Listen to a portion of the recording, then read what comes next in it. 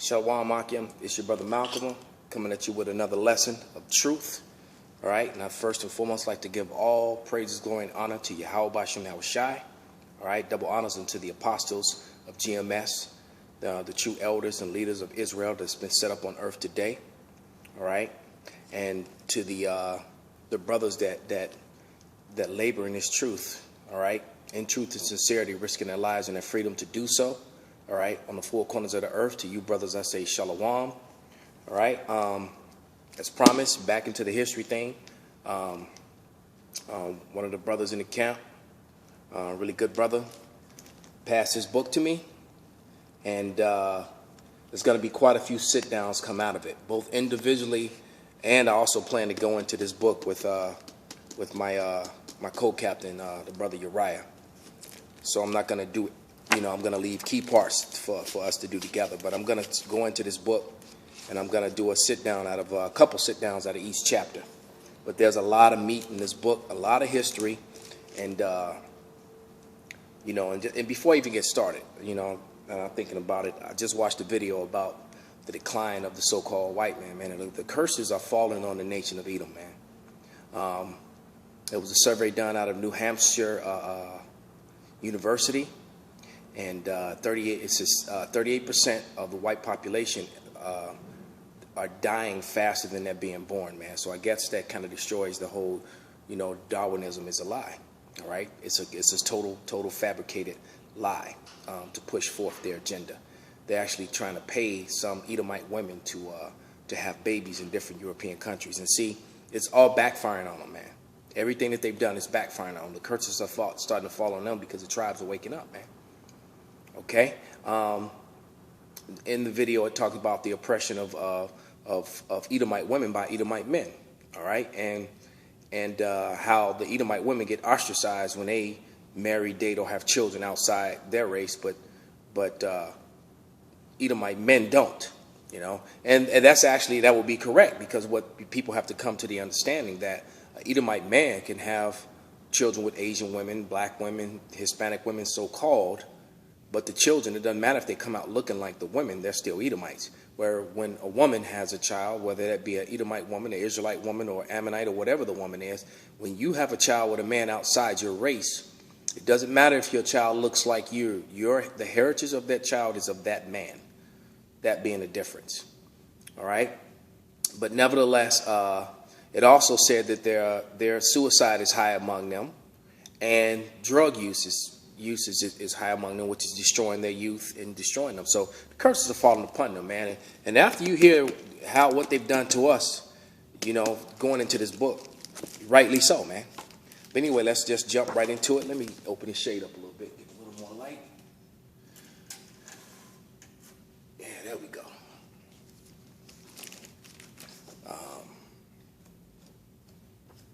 But the book is called One Dies, Get Another: Convict Leasing in America, in American South, 1866 to 1928.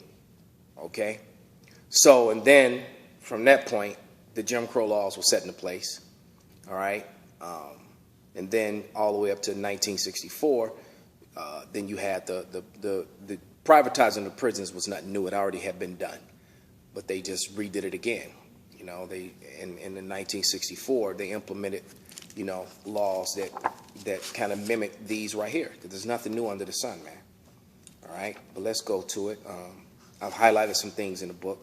This is page 2 in the introduction, and I just highlighted some paragraphs, and I marked off some scriptures to go with it. But this is leasing was a method of criminal punishment that reveals much about economic and political condition of society that spawned in it. And more important, since leasing just more or less happened at the first and nurtured and cultivated it once it had come into being. The proper office of the historian, according to theologian Bernard Lonergan, is to discern, elucidate in any given historical epoch that which is going forward, and the convict lease, the late 19th century South forged an institution that expressed and carried forward some of the deepest impulses of that society. All the major themes, lost my place. All the major themes of the period in Southern history were clustered together within the institution. Fears of labor shortage, racism, the dearth of capital, hair-trigger violence, all right, the courageous effort of humane reformers, and through it all, the struggle to modernize. So, so let's go to the scriptures, man. It said hair-trigger violence, man, and within a hair-trigger, man, violence will be, pushed upon Jake by these Edomites, man. Even worse than when they were in slavery. But this is Isaiah 45, verses 1 through 5. And it reads, "Thus saith Yahweh to his anointed, to Cyrus, whose right hand I have holden, to subdue nations before him. And I will loose the loins of kings to open before him, and the two-leaved gates, and the gates shall not be shut. And I will go before thee and make the crooked places straight. And I will break in pieces the gates of brass, and cut in sunder the bars of iron. And I will give thee treasures of darkness and the hidden riches of the secret places, that thou mayest know that I, Yahweh, which called thee by thy name, am the God, am the power of Israel.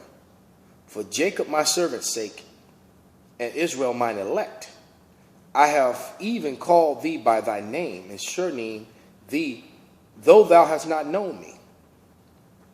I am Yahweh, and there is none else, and no power beside me. I girded thee though thou hast not known me." Okay? So there's going to be a recompense. Everything, when you're reading about how they formed this economic system to where they just raped, robbed, and enslaved Jake again under a new system, under a new legal system. All right, and you can go and watch that video about Amendment 13, which pretty much said that slavery was outlawed except someone who has been incarcerated. So they just made up bogus laws and bogus things to make sure that Jake stayed incarcerated, and we're going to read about some of those things. Okay, this is page 3. In the introduction, and this is a third paragraph. "For of course, each has its own laws as well as customary practices, its own prisons or lack of it, its distinctive population size and mix, distinguishing cultural traditions and regional tensions, its singular combination of factor endowments, and its unique experience with the Civil War, Reconstruction, and redemption." See, they wanted redemption because they lost. All right, they felt like they lost their slaves, they lost their power, they lost their wealth. So they wanted payback for people who really had just been their victims, not someone who actually did anything to them. All right, the more deeply specialized a historian of particular state becomes, therefore, the more foreign can the ways of the histories of his neighboring southern states be made to seem, with the notable expectation of Edward L. Ayers' pioneering work in 1984, Vengeance and Justice. All right, and there was a book written in 1984 by this man, Edward L. Ayers, and it was basically Southern Payback, a genre of the South, prosperity, which I don't have my dictionary. I wanted to look that word up. That's why I underlined it. But basically, that's come from their prosperity. The rich, the South got rich, and the North for that matter, off the backs of the Israelites. Because you have to remember, they murdered and committed the most horrific genocide known to man on the inhabitants of the land, who were also Israelites, the so-called Native and Hispanic population, so-called. All right, and then they forced the Southern Kingdom to work that land for free, and they all benefited from it. And many of your schools, banks, and big corporations that exist today were built from the monies that was made from free slave labor. Okay? That is a fact. Okay. All right. Flipping over to page 1. It says, make sure I didn't have a scripture written down. No, I didn't. Just as today's correction experts try to classify prisons and prisoners by degrees of security risk to minimum, medium, and maximum security levels, so also penitentiary managers early in the 19th century were concerned to distinguish between competing plans for the convicts' moral reformation. This debate, known to history as the famous battle between Auburn and Philadelphia plans. At the Philadelphia Penitentiary, prisoners labored in utter silence and isolation in single cells at such tasks as cobblery, harness making, which could be performed by solitary workers, while Auburn, New York, they worked in communal workshops under strict rules of silence duration of the day, retiring to their single cells at night. Between the earliest and the most recent eras of prison management, there arose a different kind of taxonomy that was expressive of the late 19th century concerns with systematic organized production. Each of these three modes of classification reflects the social order that it produced it, and each one proved in time to obscure more than illuminate it. In the dreary historian American penology, classification reveals more about the preoccupations of the classifiers than about the ostensible object analysts. In order to appreciate late 19th century classifications, it is necessary to become familiar with some recondite terms in use among prison professionals 100 years ago.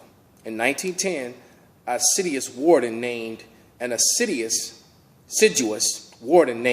Amos W. Butler, the president of the American Prison Association, addressed the association's convention subject of prison labor. All right? So they have a president. What he's the president of the Prison Labor Association? Like I said, there's nothing new under the sun, man. Let's get Ecclesiastes 1:9. And it says, the thing that hath been is that which shall be, and that which is done is that which shall be done, and there is no new thing under the sun. Is there anything wherewith it may be said, see, this is new? It hath been already old, of old time, which was before us. There is no remembrance of former things, neither shall there be any remembrance of the things that are to come with those things that shall come after. All right? Because this is nothing new, because you got to remember, John the Revelator was sentenced to the salt mines, all right? On the island of Patmos, all right? You know? And salt was a it was a profitable resource for Rome. Okay, so these men were made to make, it told you, like they were making all these different things, cobblery, harnesses, and different things. You had two different systems. You had one where you worked singularly in your cell, and then you had one where you worked communally, and then you retired to your cell, man. Either way, you were in prison, man, and you were making money, and they made sure, and we're going to read about some of the things that they would do to ensure that you went to jail to serve them. Okay? This is, jumped over to page 14.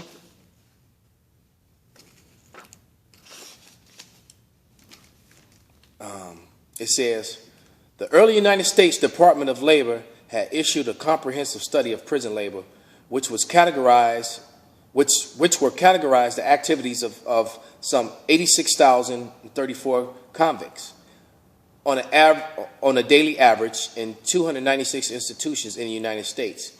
The study arranged by the system labor control in effect, all right, in effect in various prisons using a purpose such as categories as contract, piece price, public account, and state use. All right, state account, piece price, state use. What do these arcane terms mean? The expression lease system may at least be said to possess the virtue of clarity. It is my contention that the term like piece price and state account, however, which were intended to classify person systems by distinguishing between types of labor management, served instead to mislead students of the prison labor, since the establishment distinctions and are based upon false, irrelevant criteria, which is just everything that Esau does, man. It's based upon false, irrelevant criteria, man. Even their history, and try to justify the fact that they're the people of the Lord. They try to deny that Europe was ruled by dark people before it was taken over by pale people. All right. Trying to hide and disguise the fact that they are the Edomites, trying to lie and say that the Edomites were done away with and that they don't exist anymore, and that whole sort of thing. Or how they're turned against each other, and the white, so-called white Jewish people are said to be the Edomites by the so-called white Christians, and vice versa. They're pointing fingers at each other. The white Jewish people are saying that the white Christians are the Edomites, and the white Christians are saying that the white Jewish people are Edomites, man. All right? But nevertheless, this is the book of Nahum. Let's go to Nahum.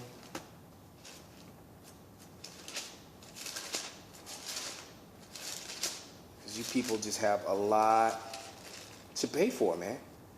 And there's no getting around. I got it. Went too far. Salakia.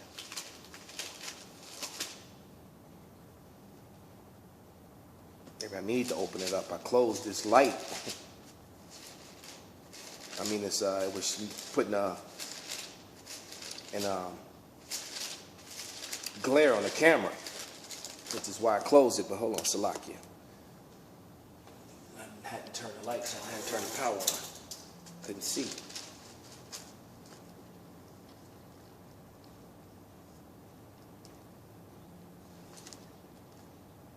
There we go. This is Nahum 1 and 3. The Lord is slow to anger and great in power, and will not at all acquit the wicked.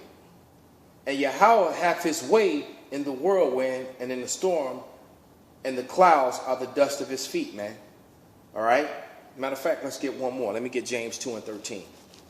All right? Because you Edomites, man, you're not going to get away with what you've done, man. There is nothing you can do. Even if you turned around and you gave back America, you gave back the land, you gave back the gold, it still would not prevent you from the punishment that's coming to you, man. There is no way out of the situation that you've gotten yourself into, man. No way out. This is James 2 and 13, and it reads, "For he shall have judgment without mercy who showed no mercy, and mercy rejoiceth against judgment," man. All right, so like Nahum 1 and 3 said, that the wicked is not going to be acquitted, man. Let's finish this out. We're almost done. It is John Peter Atgell, Illinois' leading reformer in the 1890s. His courageous governor provides a good illustration in his 1886 book on penal machinery and its victims. See, he's calling them victims, man. All right? He was calling it the machinery and the victims. Well, who? Jake, man. Under the public account system, Outgell explained that the state furnished all the inputs, namely raw materials, tools, and labor in persons of incarcerated felons, and marketed and sold and resulted product of prison labor, man. All right? So let's go to Mark. Book of Mark. 3rd chapter.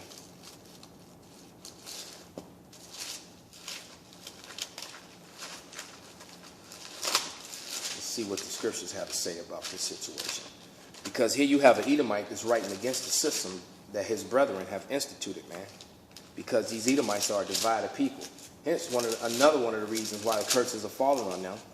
Because Israel was in power when they were together, man. It wasn't until they were divided. And now it's starting to fall on them. This is Mark 3, the 3rd chapter, the 23rd to the 26th verse. "And he called unto him again and said unto them in parables, How can Satan cast out Satan? All right? And if a kingdom be divided against itself, then the kingdom cannot stand. And a house divided against itself that house cannot stand. And if Satan rise up against himself and he be divided, he cannot stand. This is also proven. This goes right along with Isaiah, the 14th chapter, when it breaks down to you between the 12th and 16th verse that Satan is a man. This is talking about a people, a race of people. And that is the so-called white man, the biblical Edomites. All right, they're divided against themselves, man. Even then, you had the north against the south, and right here you had a man, an Edomite, that wrote a book talking about the penal machinery and its victims, man. He wasn't happy with it. All right, under contract systems, the labor and its production privatized, while monitoring and subsequently remained a governmental function. And there's nothing that's changed today, man, because privatization is all wrapped up in the government, man, and that's how they make money. They create bogus laws. They don't enforce laws in the same way I just mentioned in the beginning of the video how Edomites do more drugs, all right, but drug laws aren't enforced in their neighborhoods, man. All right. The contract system brought an abundance of corruption and fraud in its train. In 1883, exceptionally thoughtful warden of New York, Elmira Prison, Zebulon Brockway, came up with a new scheme, which was soon emulated in other northern prisons, called the peace price system. And it means by which the terms of public account plan, which had always been difficult to achieve, could be modified under outside firms providing inputs of capital and raw materials by the state-controlled labor prison. So it's just like now. You have all these outside people, like McDonald's uses products which are made by prisoners, just for an example. That's what it's talking about. How these other corporations get involved and they make money connected to it, man. Because, yeah, you got prison laborers that do things for cheap, real cheap for McDonald's, man. All right, a lot of people don't know that. All right, but you two turds constantly going to McDonald's supporting them. All right, the so-called state system was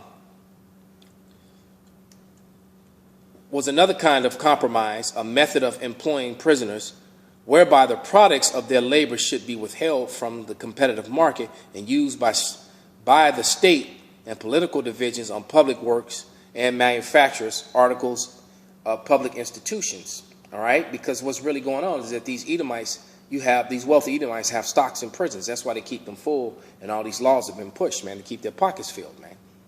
All right. Finally, of course, came the convicts lease system, under which the state, after receiving a fixed sum for the privilege, paid no attention to the prisoners whatsoever, while they leasy-fed, clothed, guarded, and worked them to his own profit. All right. This also helps create quotas for cops. Cops will arrest you based on the quota, man. Good example of that is the movie Hurricane. The boxer Hurricane, the cop arrested him out of convenience to fill a quota. And even though he knew that he was innocent, that man spent so many years in prison. Where you could check out the movie. You know, that was one. I actually took my mother to see that movie before she went to the spirit world, man. And that movie will make you mad as hell. But with that, let me read one more scripture, and we're going to wrap this one up, part 1 up. And I'm going to read Sirach 10 and 8, man. This is a fitting scripture after all the things that I've just read here. This is Sirach 10 and 8, and it says, because of unrighteous dealings, injuries, going to jail, being beaten, and all the things that you go through, stripped of your manhood, that's an injury, all right? And riches got by deceit, the kingdom is translated from one people to another. But see, through righteousness, also with violence and pain and punishment, would the kingdom be translated back to the Israelites. All right? You can read that in Daniel 7 and 18 and lamb back that with Psalms 2 and 8. So with that, I'm going to say all praises, glory, and honor be unto Yahweh Bashem Shai and Shalom.